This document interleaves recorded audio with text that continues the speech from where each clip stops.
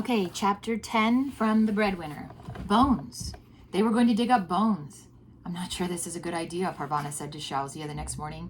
She had her blanket and her father's writing things with her. She hadn't been able to tell her mother about going bone digging, so she didn't have a reason to leave her usual work things behind. I'm glad you brought the blanket. We can use it to haul away the bones. Shauzia ignored Parvana's objections. Come on, we better hurry or we'll get left behind. Getting left behind did not sound so terrible to Parvana, but with a quick look across the market to the painted-in window with her secret friend, she obediently fell in behind Shauzia as they ran to catch up with the group. The sky was dark with clouds. They walked for almost an hour down streets Parvana didn't recognize until they came to one of the areas of Kabul most heavily destroyed by rockets. There wasn't a single intact building in the whole area, just piles of bricks, dust, and rubble. Bombs had fallen on the cemetery, too. The explosions had shaken up the graves in the ground. Here and there, white bones of the long dead stuck up out of the rusty brown earth. Flocks of large black and gray crows cawed and pecked at the ground around the ruined graves of the newer section of the graveyard. The slight breeze carried a rotting stench to where Parvana and Shauzia were standing on the edge of the cemetery's older section. They watched the boys fan out across the graveyard and start digging. Parvana noticed a man setting up a large weigh scale next to the partially destroyed wall of a building. Who's that? That's the bone broker. He buys the bones from us. What does he do with them? He sells them to someone else. Why would anyone want bones? What do we care as long as we get paid? Shauzia handed Parvana one of the rough boards she'd brought along to use as a shovel. Come on, let's get busy. They walked to the nearest grave. What if there's still a body in there? Parvana began. What if it's not bones yet? We'll find one with a bone sticking out of it. Oh, this is awful. They walked around for a moment looking, and it didn't take long. Spread out the blanket, Shauzia directed. We'll pile the bones onto it, then make a bundle out of it. Parvana spread the blanket, wishing she were back in the market, sitting under the window where her secret friend lived. The two girls looked at each other, each hoping the other would make the first move. We're here to make money, right? Shauzia said. Parvana nodded. Then let's make money. She grabbed hold of the bone that was sticking out of the ground and pulled. It came out of the dirt as if it were a carrot being pulled up from a garden. Shauzia tossed it under the blanket. Not willing to let Shauzia get the better of her, Parvana took up her board and started scraping away the soil. The bombs had done much of the work for them. Many bones were barely covered by dirt and were easy to get at.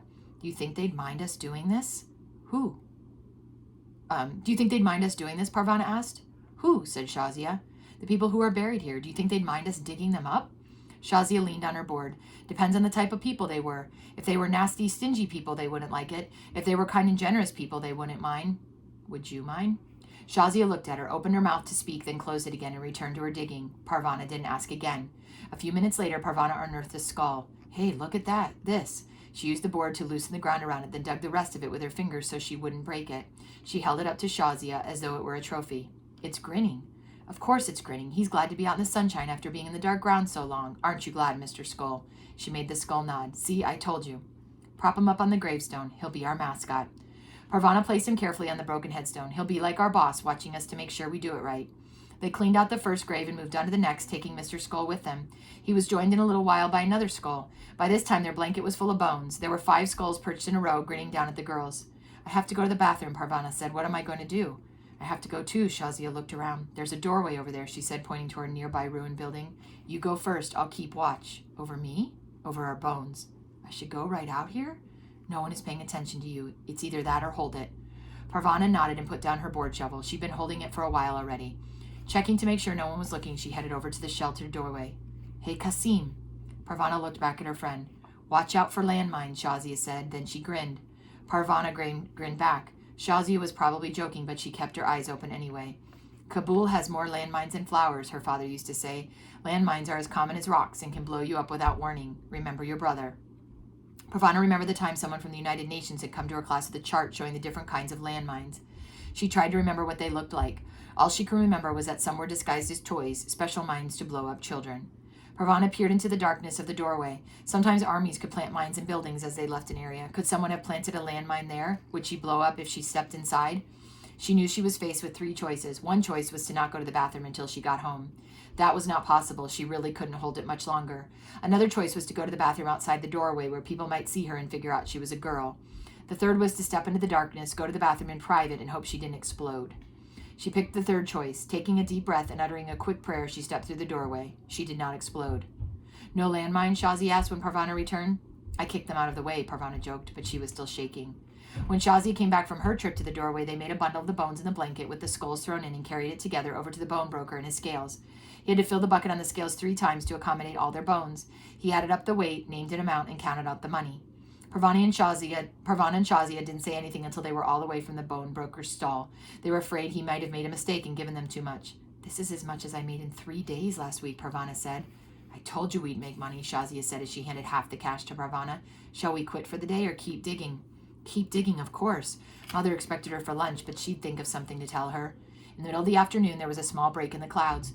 A stream of bright sunlight hit the graveyard. Parvana gave Shazia a nudge, and they looked out over their mounds of dug-up graves, at the boys, sweaty and smudged with dirt, at the piles of bones beside them gleaming white in the sudden sunshine. We have to remember this, Parvana said. When things get better and we grow up, we have to remember that there was a day when we were kids when we stood in the graveyard and dug up bones to sell so that our families could eat. Will anyone believe us? No, but we will know it happened. When we're rich old ladies, we'll drink tea together and talk about this day.